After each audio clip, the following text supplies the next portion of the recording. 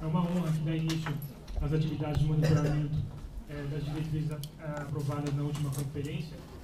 Eu pretendo falar, antes de passar a palavra aos coordenadores do grupo, eu pretendo falar brevemente. Bom, primeiro quero agradecer a presença aqui de todos que estão aqui. Tem delegados aqui presentes na capital, tem coordenadores regionais, coordenadores de núcleos, a ouvidoria representada pelo Odeon, o pessoal do Conselho Consultivo, a ATP,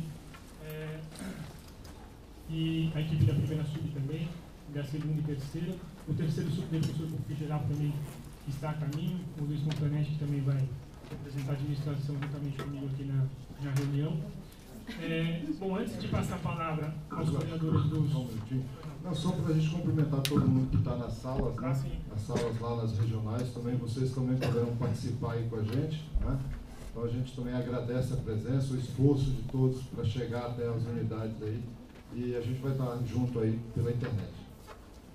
Sim, agradecer especialmente os delegados aí que vieram de longe, nem sempre eles estão na sua cidade de residência, né?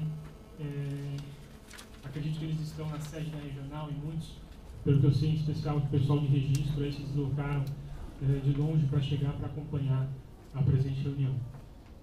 Bom, antes de passar a palavra então aos coordenadores dos núcleos para que eles apresentem o balanço de cumprimento das propostas aprovadas na última conferência, eu pretendo falar brevemente acerca do encaminhamento do plano anual.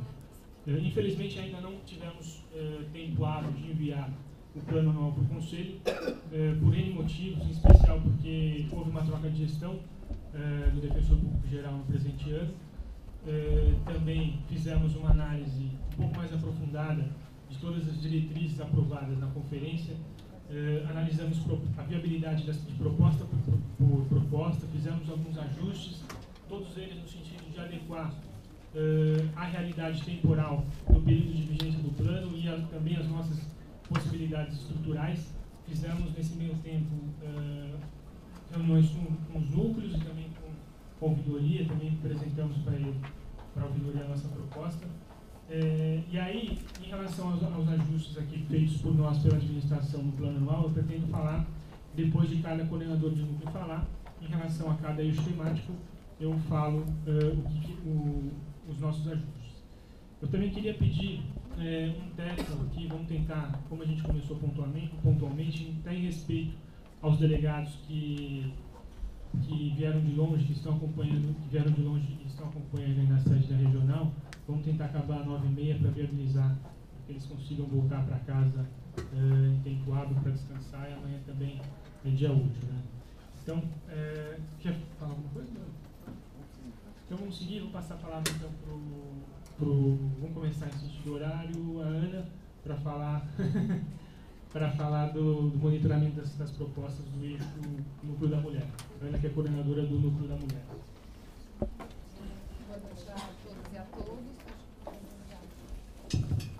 Boa noite a todos e a todas. Na verdade, eu queria saber a metodologia que tem que ser empregada, porque a gente tinha feito formulário de análise de cumprimento das propostas. Então, eu não sei se eu falo todos os andamentos, porque é muita coisa. A ideia é falar brevemente, acho que passar por todas as propostas, mas brevemente se está implementada, se está parcialmente cumprida ou não cumprida, a gente explicar o porquê e como é que está. Tá bom. Aí acho que fica, depois se alguém ficar com dúvida, eu estou à disposição. Então, a primeira proposta, ela é pautar a temática da violência obstétrica contra a mulher para uma sensibilização geral sobre o tema, promovendo a disseminação do debate crítico sobre as práticas médicas ligadas à gravidez, por meio da realização de seminários e confecção de cartilhas, além de atuar na construção de políticas públicas que combatam esse tipo de violência, a fim de preveni-la e erradicá-la, garantindo a implementação da Política Nacional de Humanização do SUS, aplicando-se a Lei 11.108, que dispõe direito a acompanhante de escolha da mulher durante o parto, trabalho de parto, parto e pós-parto, as diretrizes da Rede Cegonha, do Ministério da Saúde, e as recomendações da OMS para assistência ao parto. Bem, o núcleo já tinha um procedimento sobre a temática de violência obstétrica, tanto que já tinha lançado um folder explicativos, né, do que é a violência obstétrica.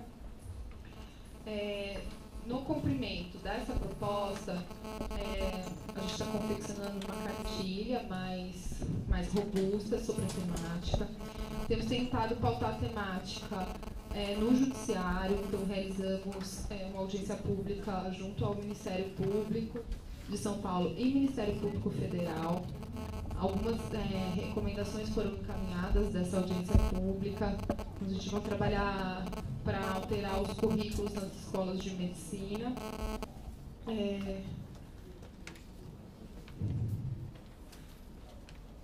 Eu acho que é isso. É uma proposta que está...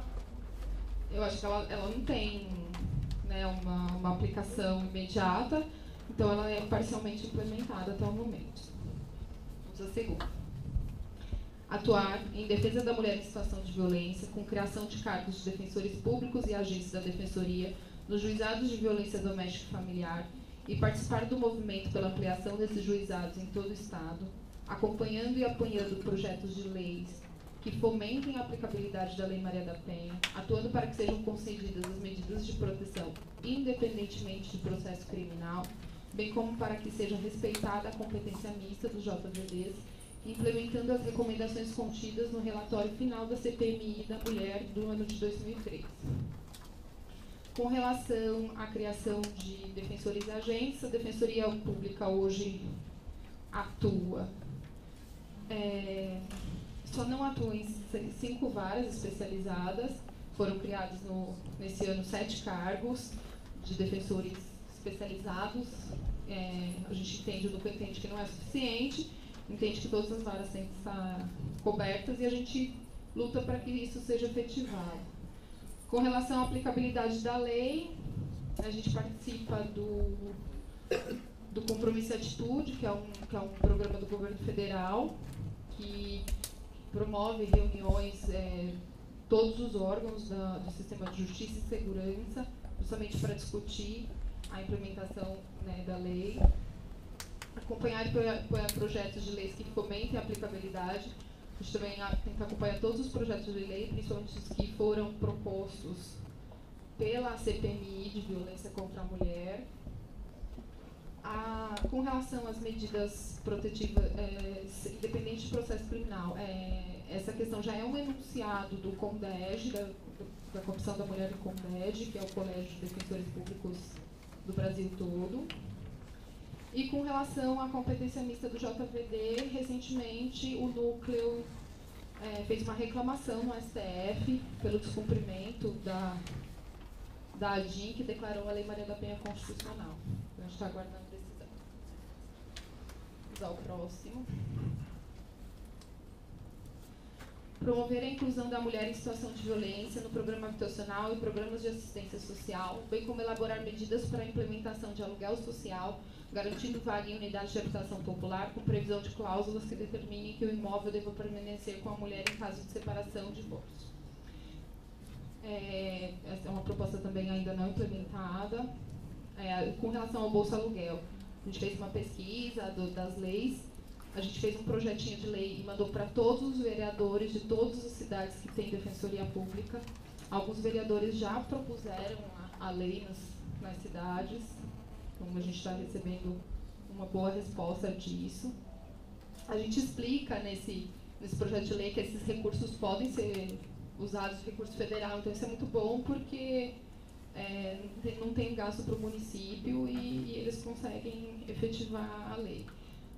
Com relação a que a mulher pode ficar no imóvel, infelizmente a tese apresentada pelo núcleo não foi aprovada pelos defensores públicos nesse sentido, né? Então a gente vai tentar repropor em outro momento,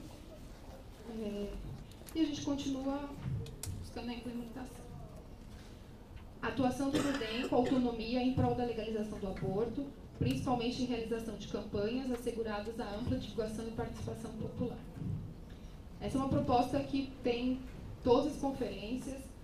O NUDEM fez um parecer sobre a temática, colocando seu posicionamento pela descriminalização e legalização do aborto em todos os casos. Esse parecer está publicado no portal do Núcleo da Mulher. Esse parecer também foi publicado em alguns outros espaços, pelo Católicas, em outros lugares. Então, esse é o material que o Núcleo usa para se basear em qualquer questão que ele tenha que se manifestar sobre a temática.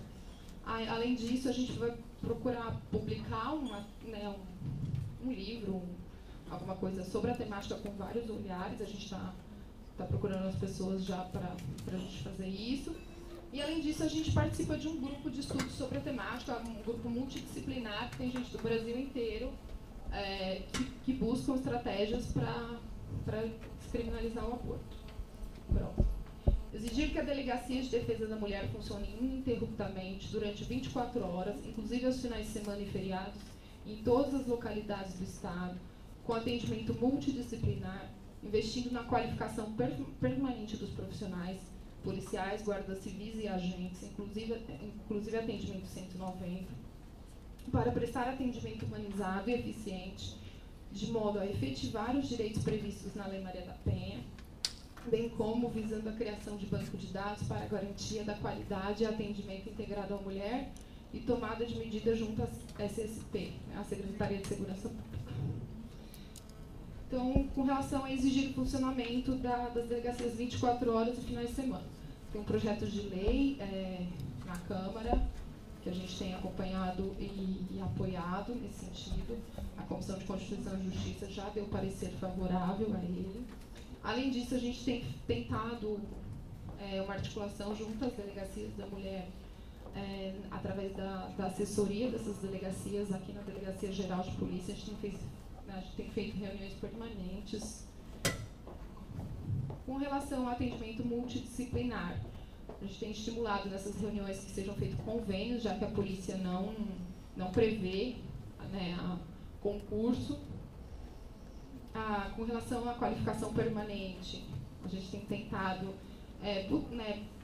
construir um curso para troca de experiências com os profissionais. E a criação de bancos de dados, a Secretaria de Segurança Pública e a Polícia Civil fizeram um banco de dados, é bem completo e acessível, então os dois estão cada um no site específico, tem estatísticas por delegacia, quais crimes foram lavrados o boletim de ocorrência, feito pedidos de medida protetiva, instaurados inquéritos policiais, então ele está bem organizado isso. Então essa proposta também ainda não foi implementada totalmente. Próximo.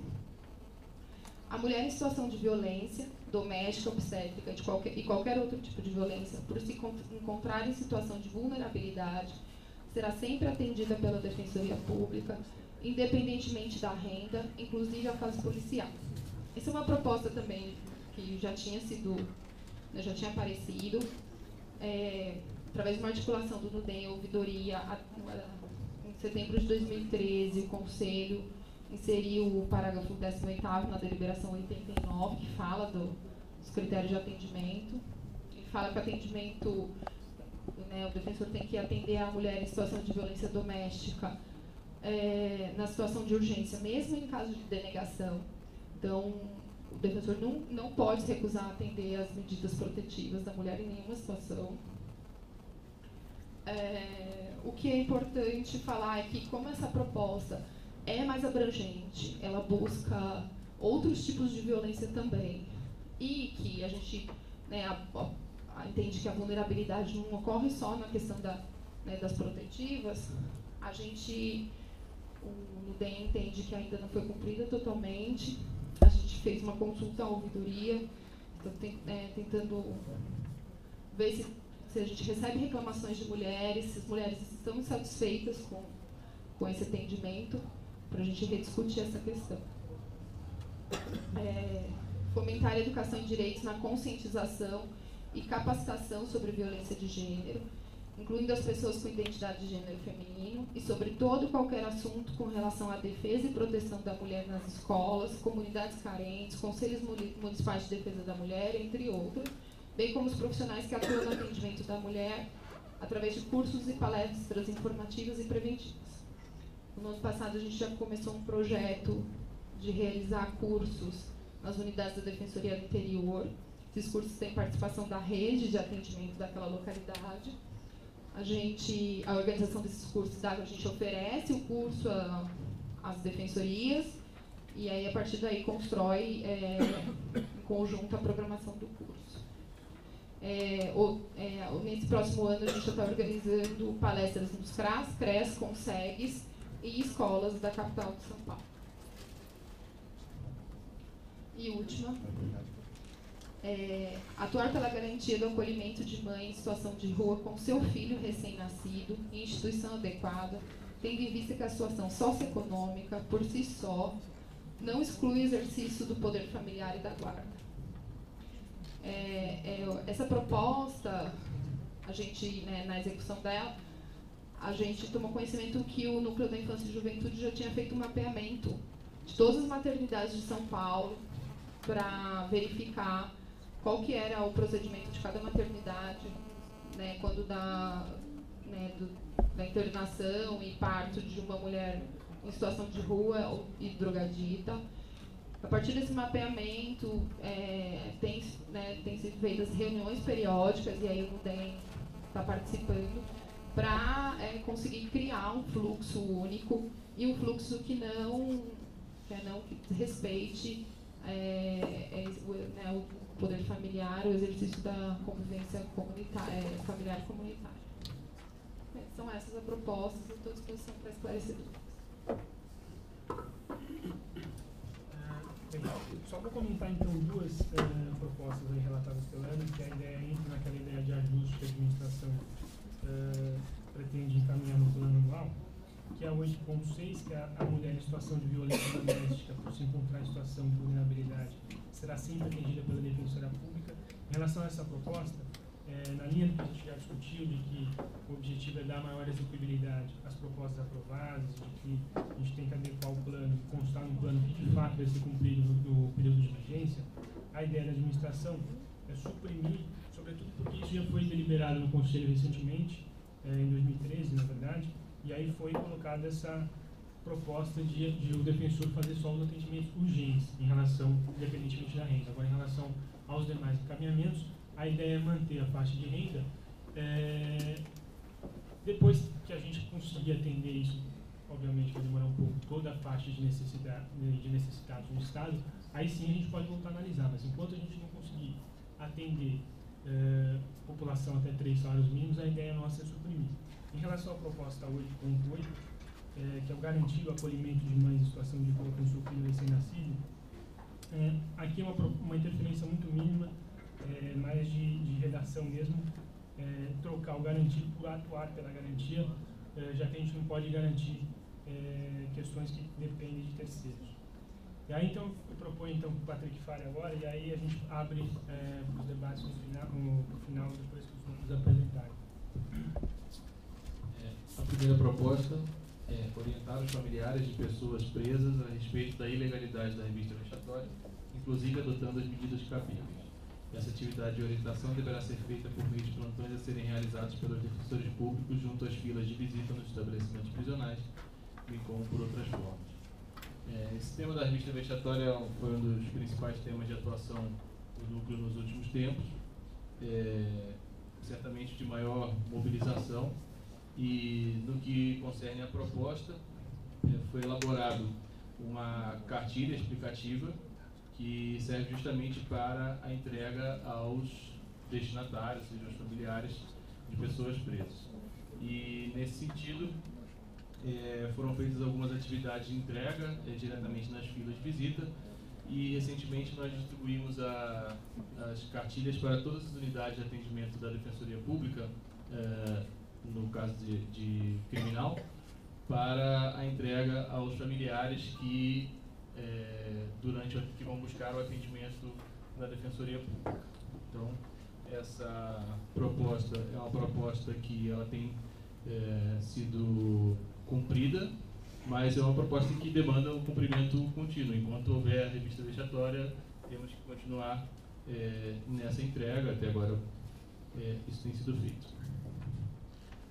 A segunda proposta intensificar as ações que garantem a saúde do sentenciado com a adoção de medidas judiciais e extrajudiciais, bem como elaborar um acordo de cooperação técnica entre a sociedade civil, o governo e a Defensoria Pública em cidades que possuam unidades prisionais, visando a ampliação do atendimento à saúde, com especial atenção à saúde da mulher.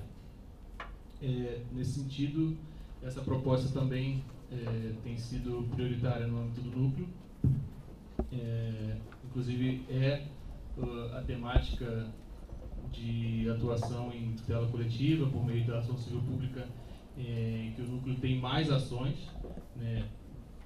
Quase todas as regionais de defensoria pública, há cidades em que essas ações têm sido propostas, e também é a ação, o tema de tutela coletiva que tem tido o maior sucesso também no núcleo, justamente porque, como bem diz a proposta, anteriormente à adoção das medidas judiciais foram feitas uma série de tratativas no âmbito extrajudicial, de modo que hoje temos um amplo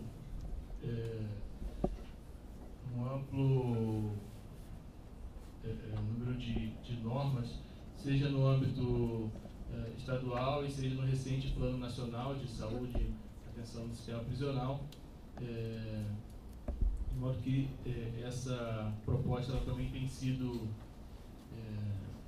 atingida e cumprida e continua sendo prioritária.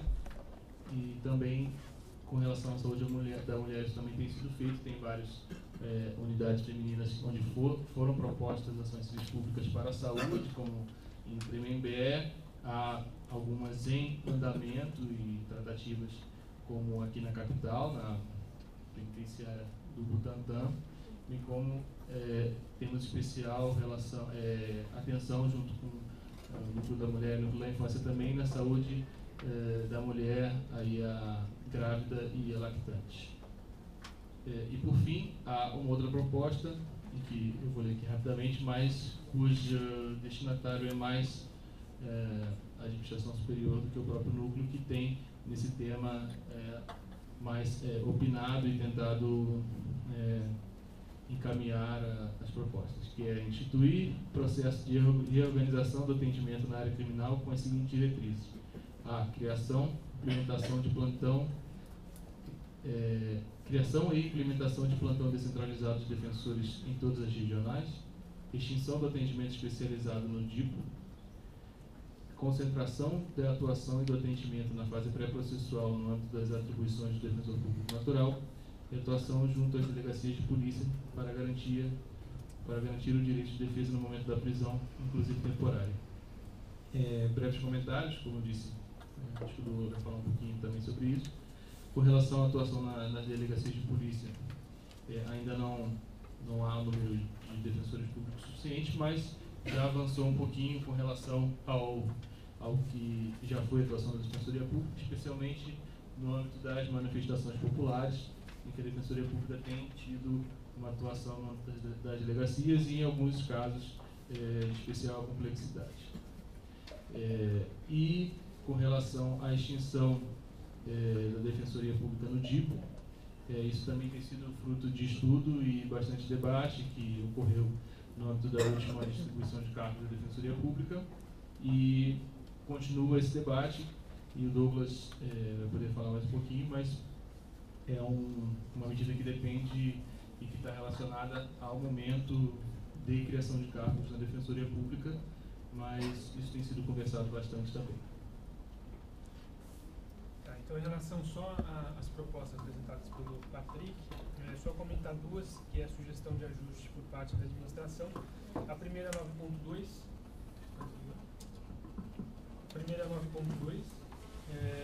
que é intensificar as ações que garantam a saúde do sentenciado com a adoção de medidas judiciais e extrajudiciais, bem como elaborar um acordo de cooperação. Aí também é só uma questão de redação, ao invés de elaborar um acordo, estabelecer tratativas com o intuito de elaborar um acordo, tendo visto que o acordo depende de ambas as partes. E a 9.3, que é essa última que o Patrick comentou, considerando que ela é bem complexa, ela mexe com atribuições, mexe com questões de ordem estrutural, de extinção do DIPO e, consequentemente, de atribuições de defensores de varas singulares. A questão de delegacias também, que que seria mais uma atribuição para o defensor do crime, a nossa proposta, em vez de, também é redacional, em vez de colocar instituir processo de reorganização do atendimento, elaborar um estudo de viabilidade de reorganização do atendimento na área criminal, a fim de verificar a eventual possibilidade de, e aí todos os demais itens, né? Criação e implementação do plantão, extinção do atendimento do DIPO, ou seja, a proposta aqui, que o que pode ser feito no prazo de 1 ano, que é o período de vigência do plano em 2014-2015, é sim um estudo de viabilidade que o NESC já começou, e a administração se propõe a fazer junto com o NESC, por meio da assessoria criminal. Agora passo a palavra então para a Aura, coordenadora do Grupo de Combate à Discriminação.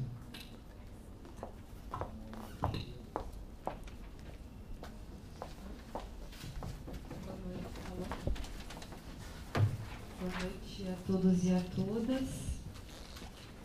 A primeira proposta diz: atuar e pressionar o poder público para viabilizar a criação de coordenadorias da mulher, dos negros, dos LGBTs, de pessoas com deficiência, de população em situação de rua, do idoso, da juventude e outros nos municípios do estado de São Paulo, e regionalização das DECRADs, que são Delegacias de Combate aos Crimes Raciais e Delitos de Intolerância.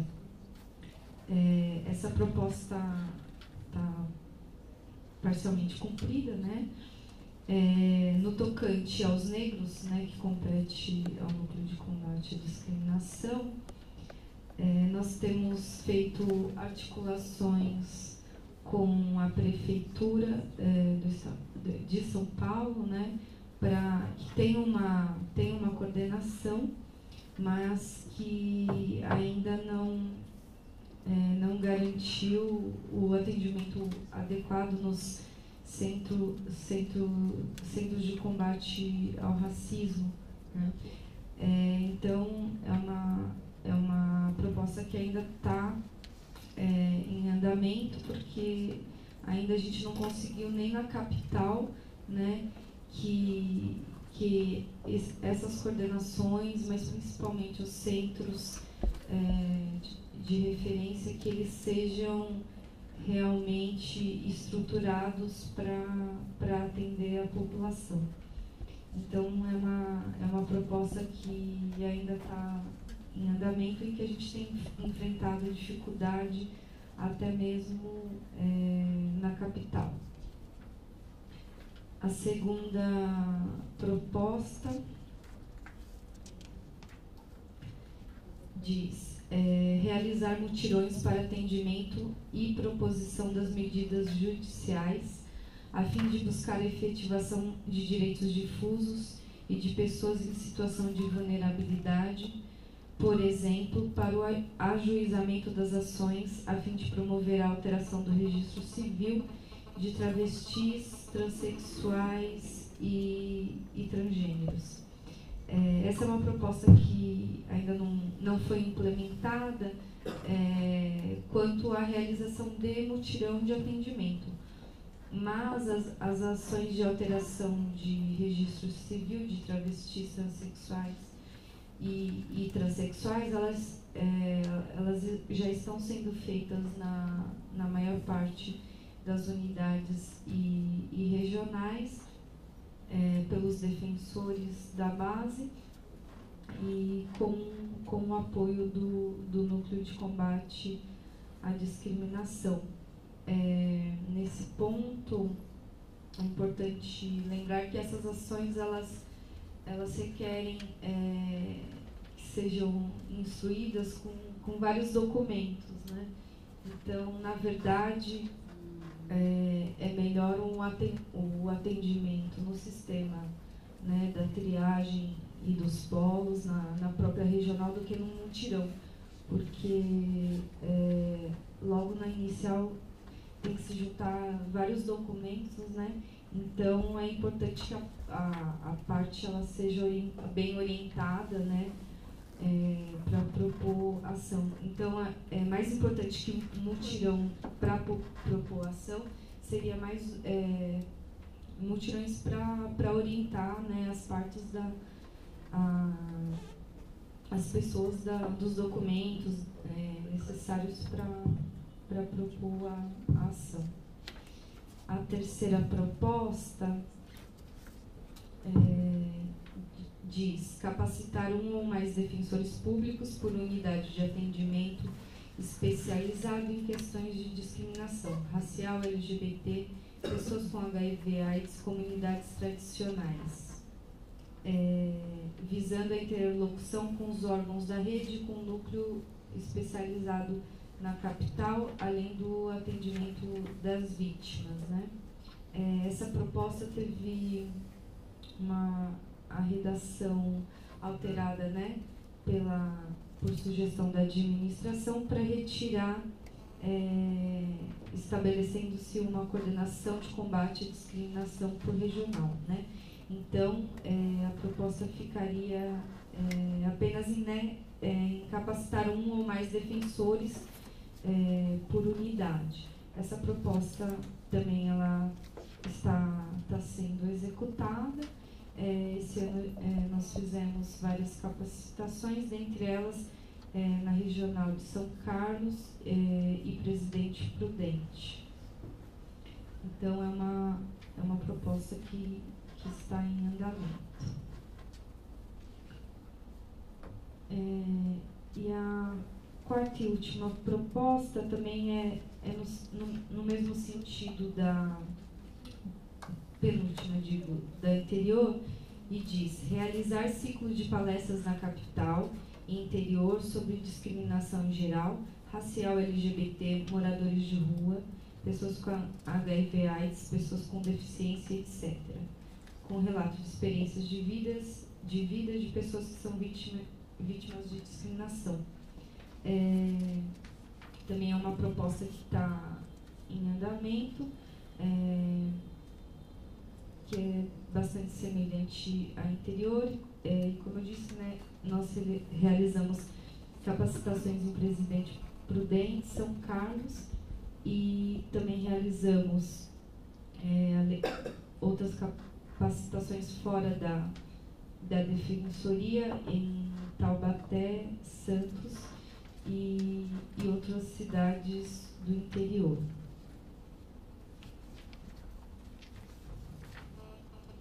Aí, por fim, a quinta e última proposta diz atuar nas questões fundiárias para garantir às comunidades tradicionais o domínio pleno de seus territórios assegurados constitucionalmente.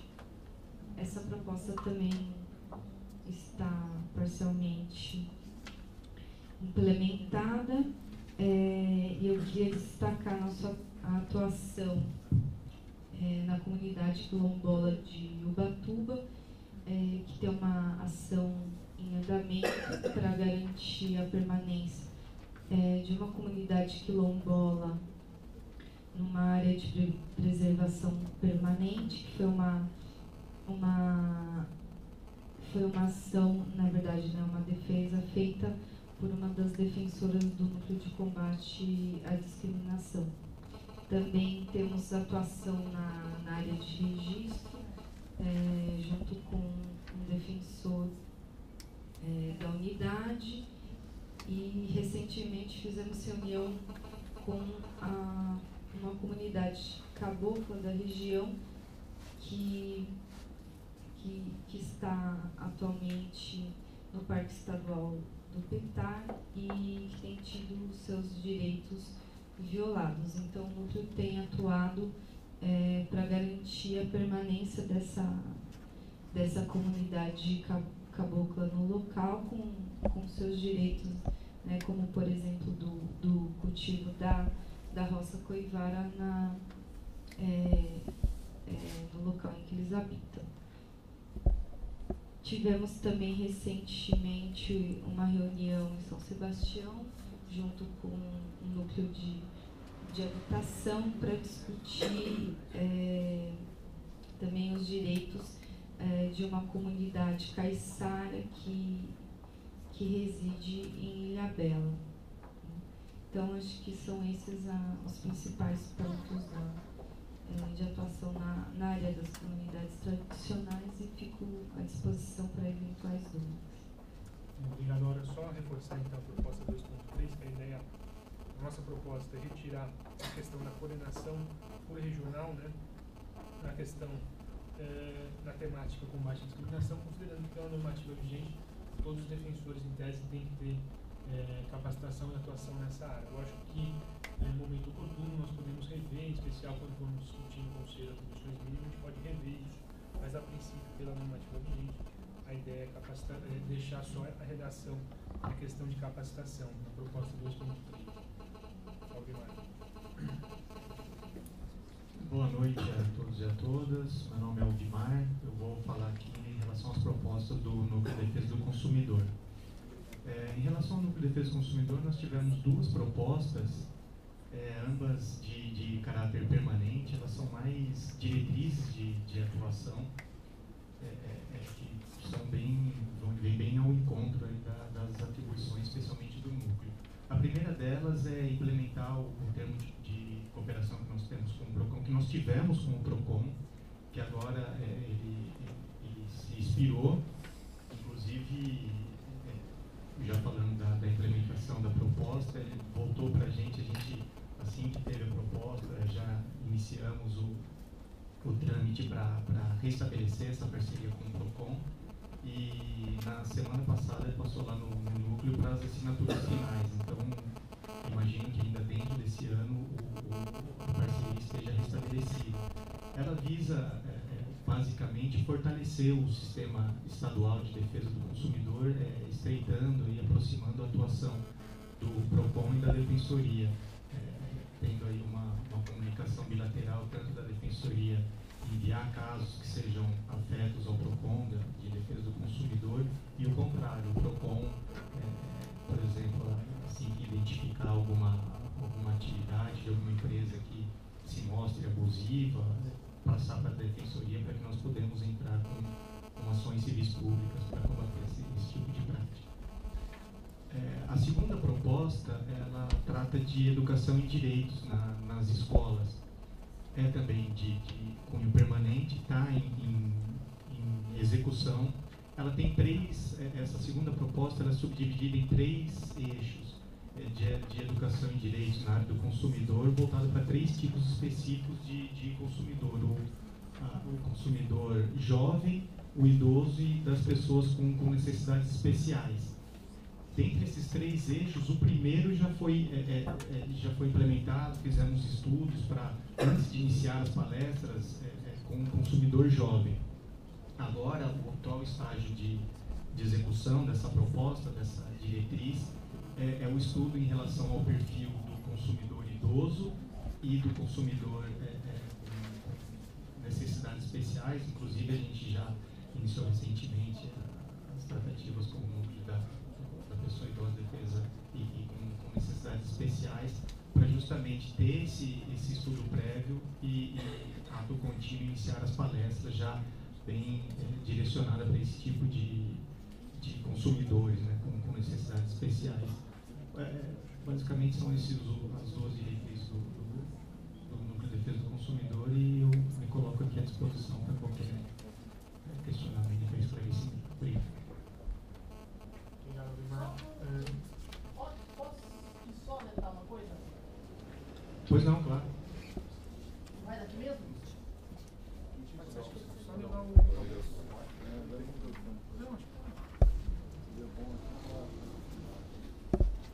Muito obrigado.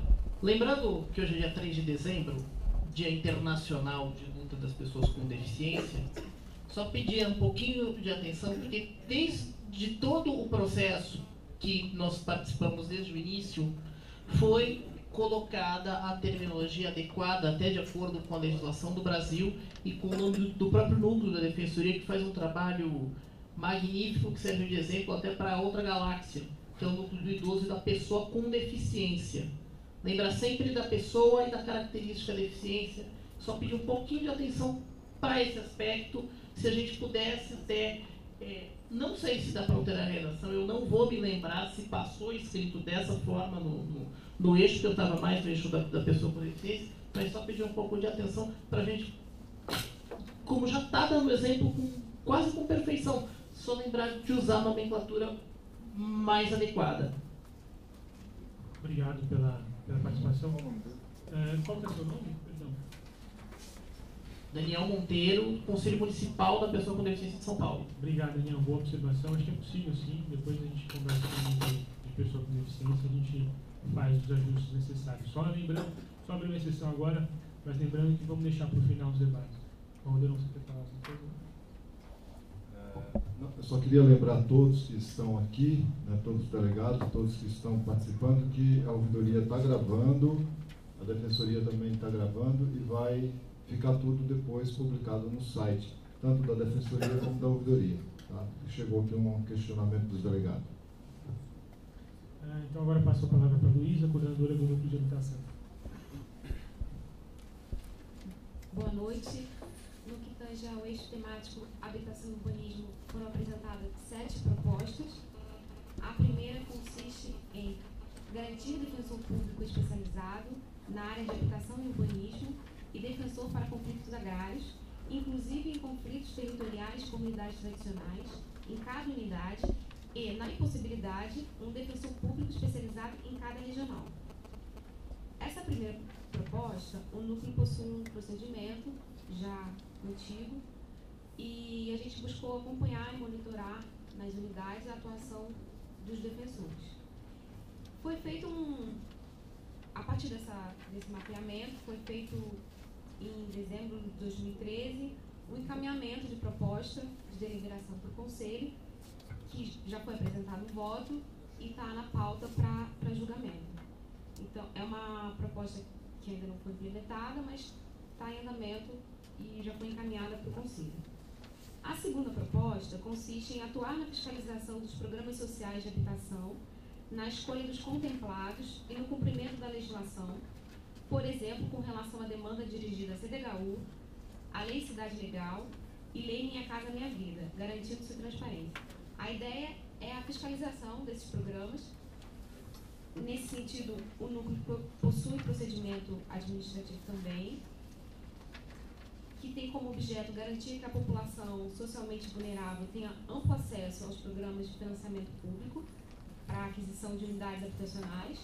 Já foram expedidos ofícios para a Caixa Econômica Federal, Ministérios das Cidades, Secretaria Estadual e Municipal de Habitação. Foi feita ainda uma recomendação à Secretaria Municipal de Habitação para que ela divulgue a lista das pessoas inscritas na Coab, os empreendimentos, bem como as famílias atendidas. Já foi feita também uma reunião com o secretário de Habitação em final de julho, que ele se comprometeu a divulgar uma lista desses inscritos, dos critérios de seleção, bem como dos empreendimentos a serem entregues. Em setembro, o Ministério Público ele fez um termo de ajustamento de conduta, também para divulgação dessas informações, e esse prazo termina agora em dezembro. Além disso, ainda nesse procedimento, pertinente à segunda proposta, o núcleo encaminhou para todas as subprefeituras ofício para que informe se existe setor para o recebimento dessas inscrições, uma vez que o secretário imputou às subprefeituras essa atribuição, obrigação. A gente entende que é uma proposta permanente, uma das atividades principais do núcleo de fiscalização desses programas sociais.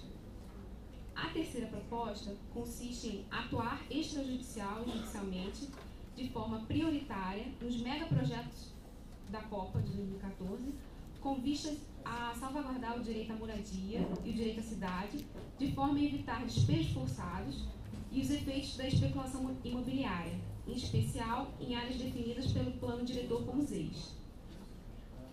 Um procedimento que nós temos busca acompanhar intervenções urbanísticas decorrentes da Copa do Mundo.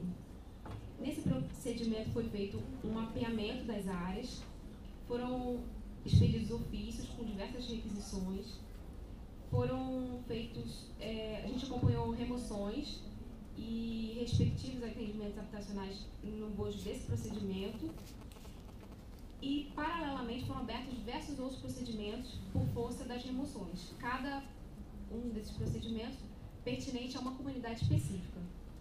A gente tem o exemplo do Parque Linear Jacupêssego, o exemplo das comunidades do Buraco Quente do Comando, e agora que corresponde à primeira fase do monotrilho, e agora a gente tem um mais recente que é pertinente à segunda etapa. Todos eles buscam acompanhar as remoções de uma comunidade específica, além desse procedimento mãe que visava acompanhar de uma forma geral as intervenções da Copa. Além disso, nós temos um procedimento, esse procedimento mãe foi concluído, e a gente tem em andamento os procedimentos pertinentes às comunidades. A gente tem também um procedimento que visava acompanhar os trabalhos do Comitê Popular da Copa. Eram feitas reuniões mensais, foi feita uma audiência pública na Câmara dos Vereadores, e o núcleo participou também de uma comissão especial da Copa, e, assim como a ouvidoria, DPG, Primeira Sub e outros núcleos.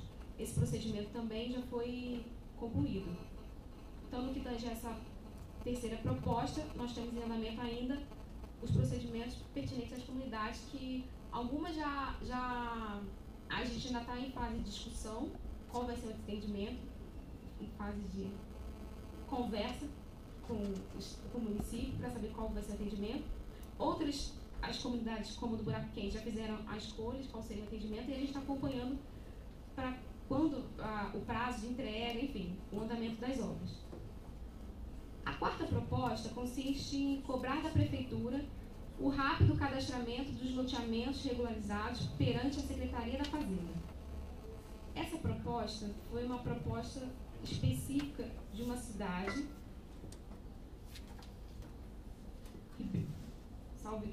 São José do Rio Preto. E em conversa com o defensor Júlio Tanoni, ele disse que estava tudo sendo encaminhado de uma forma administrativa e foi fornecido o suporte do núcleo, mas o conhecimento que a gente tem é que está sendo tudo resolvido de uma forma administrativa sem problemas. Então, já essa proposta, que era específica de São José. A quinta proposta consiste em implementar a Defensoria Pública em todas as comarcas do Estado para permitir a efetividade das demandas populacionais, descentralizando núcleos especializados de habitação e urbanismo, ampliando o número de defensores públicos e a equipe multidisciplinar nas unidades. Como eu disse, a gente já fez um encaminhamento para o Conselho, um pedido de uma proposta de deliberação, que consiste na criação de um coordenador da habitação, e a proposta contempla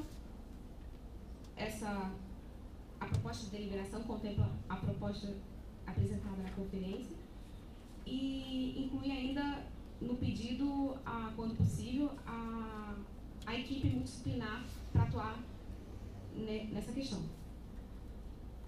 No que tange à sexta proposta, criar grupo de trabalho nas unidades da Defensoria Pública do Estado para tratamento das questões urbanísticas, habitacionais e agrárias, com participação de representantes da sociedade civil e com garantia de realização de reuniões mensais.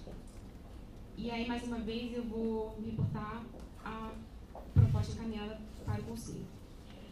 A sétima proposta consiste em atuar em favor das pessoas em situação de rua e outros segmentos vulneráveis, com criação de núcleos de defesa dos interesses difusos coletivos desta população, buscando incluí-los nas demandas dirigidas dos empreendimentos habitacionais direcionadas às pessoas de baixa renda.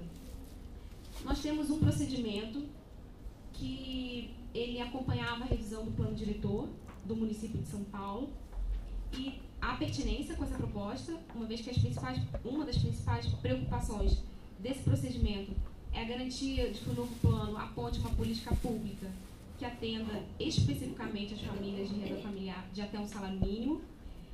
Dentro desse procedimento foram feitas algumas participações em duas audiências públicas ocorridas em novembro do ano passado.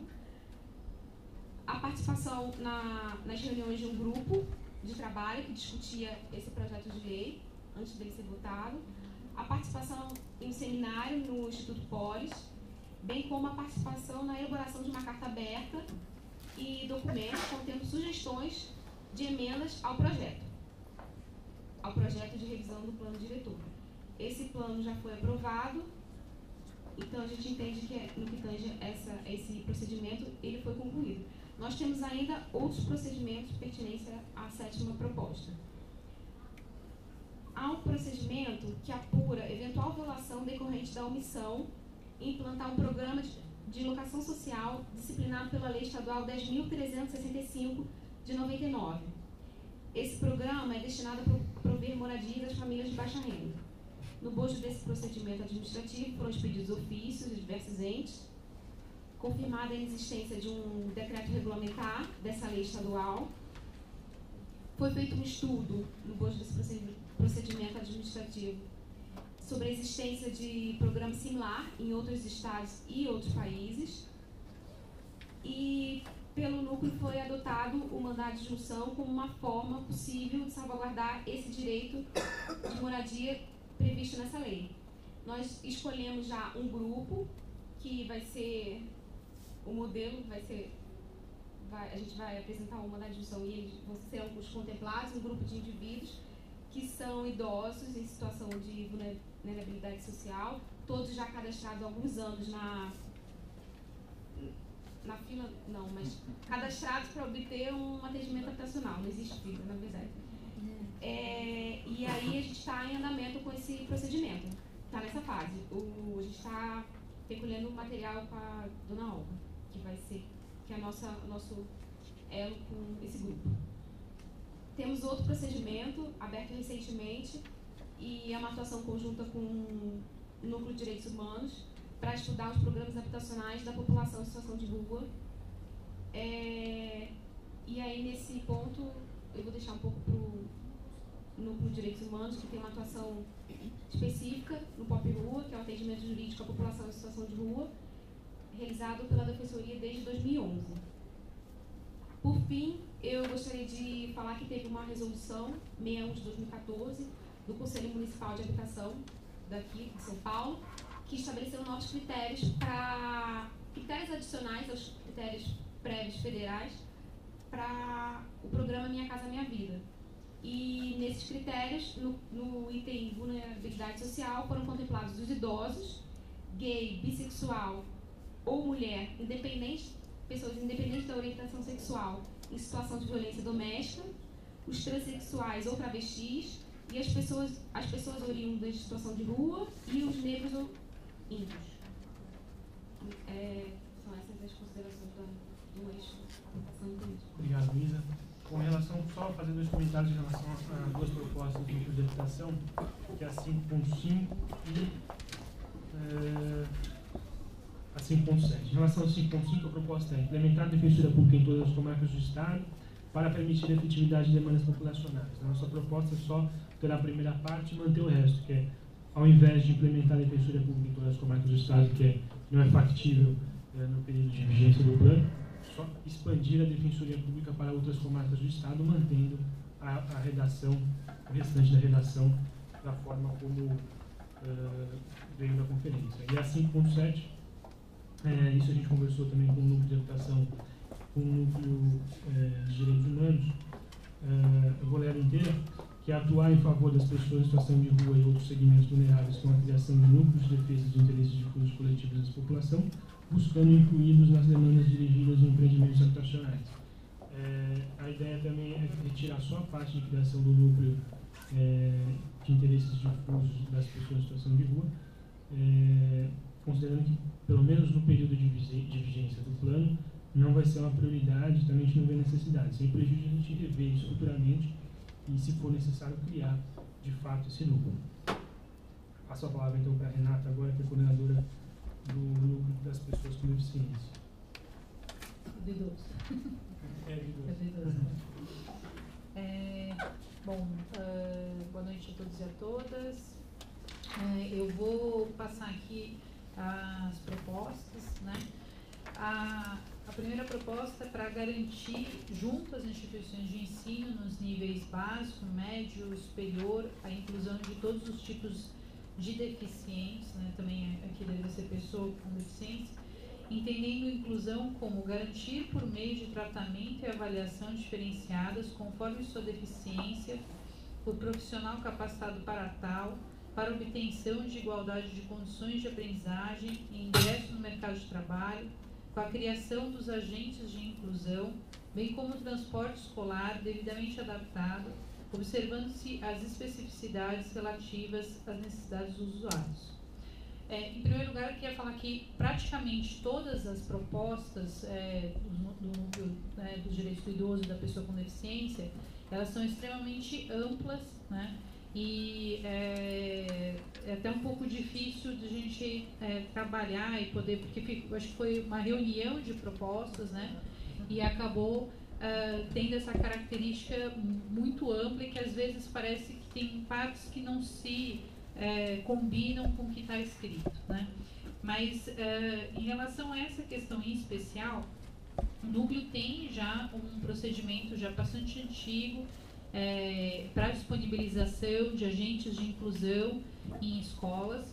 E aí, todas as propostas, isso é uma coisa, a antiga coordenadora decidiu abrir um procedimento administrativo para cada uma delas. E aí, nesse caso específico, foi determinada a reunião dessa proposta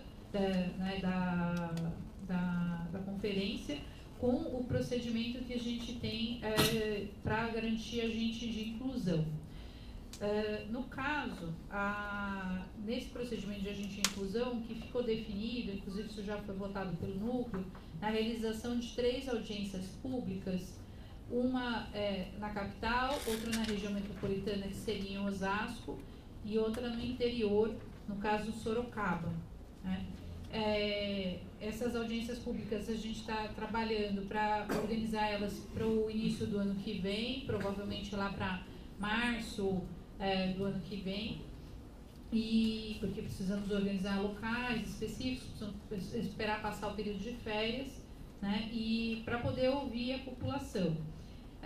Além disso, a gente tem no núcleo alguns outros procedimentos que chegaram. Estamos com uma questão relacionada ao TEG, transporte escolar gratuito, adaptado ou não adaptado para pessoas com deficiência. Isso foi trazido já para uma entidade específica que, embora a prefeitura deveria disponibilizar, não está disponibilizando.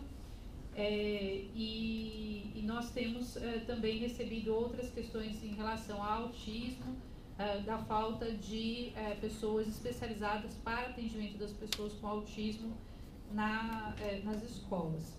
Em relação ao autismo em especial, por conta de uma questão que está acontecendo, que houve um pedido de extinção da ação civil pública, a gente vai abrir no núcleo, estamos preparando isso, reunindo documentação para abrir um procedimento para discutir as políticas públicas para as pessoas com autismo, justamente para se preparar caso haja a extinção da ação, para que a gente já tenha um procedimento aberto e possa tomar providências e garantir os direitos das pessoas com autismo.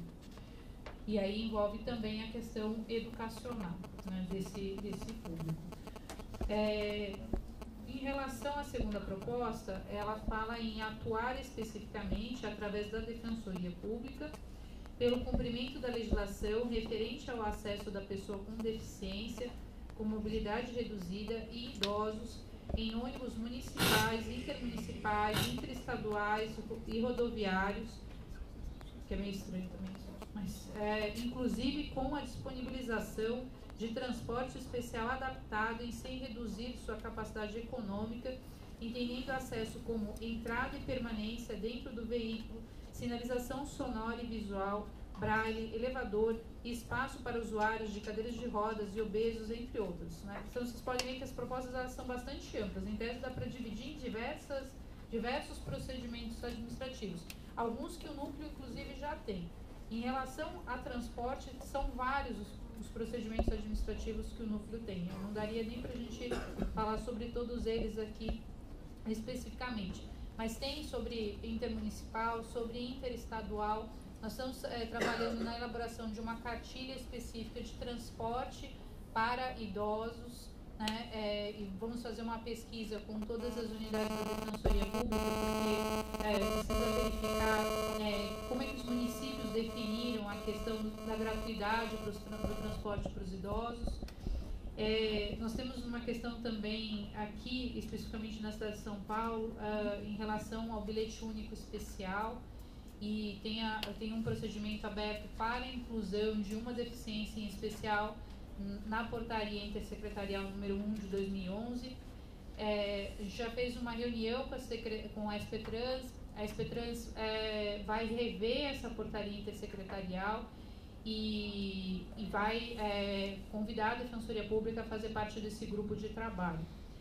Também nós fizemos nessa reunião com a SPTrans, a gente observou uma outra questão, que existe uma dificuldade em relação às solicitações que estão sendo feitas por parte da Defensoria Pública para a SPTrans. Então nós vamos passar esse fluxo, vamos montar o fluxo de